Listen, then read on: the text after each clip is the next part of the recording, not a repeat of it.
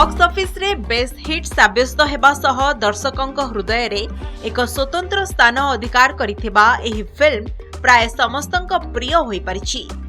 सनी देओल अभिनीत एही फिल्म रो डायलॉग दर्शकंक महल रे आदृत मध्य होईछि। गद्दार परे गद्दार 2 अधिक हिट साब्यस्त होइतिला। 2023 मसिया रे रिलीज होइतिबा एही चलचित्र सबुठु वर्षरे अधिक रोजगार करिथिबा फिल्म मध्य रे अन्यतम। तेबे एही फिल्म रो मुख्य अभिनेत्री अमीषा पटेल को सह एक बड़ धोखा होइतिबा कुआ जाउछि। दीर्घ दिन परे से एपरि एक खुलासा करिसेंती। एक इंटरव्यू समय रे से एभଳି एक कथा कहिसेंती। से कहिसेंती कि फिल्म रो आरंभ रो कुआ जाइतला कि सकीना मुख्य खलनायक को मारिबो। एहा सुनिबा परे मु बेस खुशी होई जाइथिली।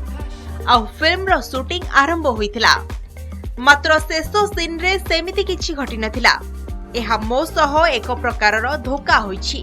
तेबे से कथा को छाडंतु बोली कहिचंती अमीषा।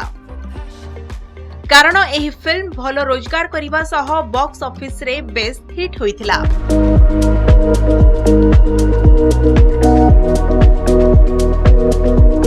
मात्र 60 कोटी टंका व्यय रे एही फिल्म टी निर्माण होइतिला। मात्र एहा बॉक्स ऑफिस रे दमदार प्रदर्शन करिथिला। जदि फिल्म रो आय कथा कहिबा ताहले केवल भारत रे 524 कोटी 75 लाख टंका रोजगार करिछि, जहाकी शाहरुख खान को अभिनीत फिल्म पठान रो रेकॉर्ड भांगिछि। जदि विश्वव्यापी कलेक्शन कथा कहिबा ताहले समुदाय 684 कोटी 75 लाख रोजगार करिछि। अनिल शर्मा को निर्देशित एही फिल्म रो रेकॉर्ड 2023 मसियार।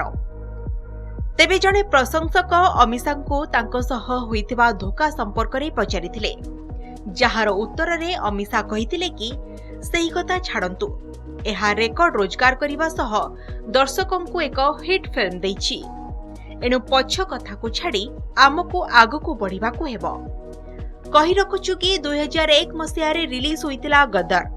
एहार कहानी दर्शकंक हृदय को छुईथिबा बेले समस्ते एहाको पसंद करिथिले। एहार पार्ट 2 केबे आसीबो बोली दर्शके चाहि रहिथिले। कारण गद्दार रे सनी देओल अभिनय सांगको तांको डायलॉग आजि मध्य दर्शकंक हृदय रे एक छाप छाडिछि। एनु एही फिल्म रो पार्ट 2 आनिबाको दर्शके अनुरोध करिथिबा बेले अनिल शर्मा को निर्देशन रे 2023 मसिया रे एहार पार्ट 2 रिलीज होइतिला आ बेस हिट साब्यस्त होइतिला। Bureau report, Nandi Ghosh digital.